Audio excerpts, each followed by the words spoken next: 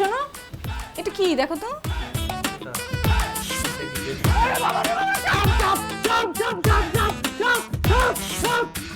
আচ্ছা ঠিক আছে ঠিক আছে।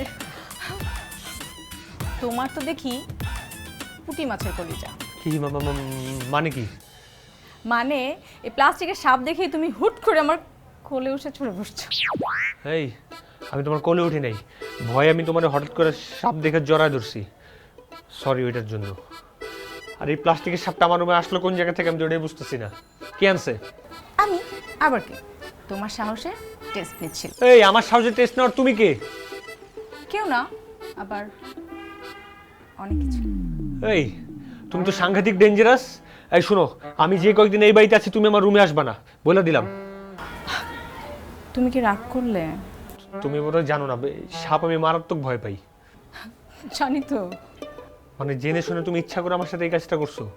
তুমি না তুমি তুমি তুমি তুমি তুমি তুমি তুমি কি? হুম, তুমি ডেঞ্জারাস বেইন।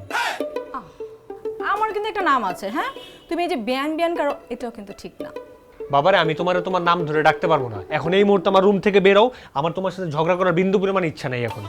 তুমি কি রাগ করেছো? না রাগ কই নেই, তুমি বেরো। আচ্ছা ঠিক আছে, পড়ো। তুমি তোমার এই বই পড়ো।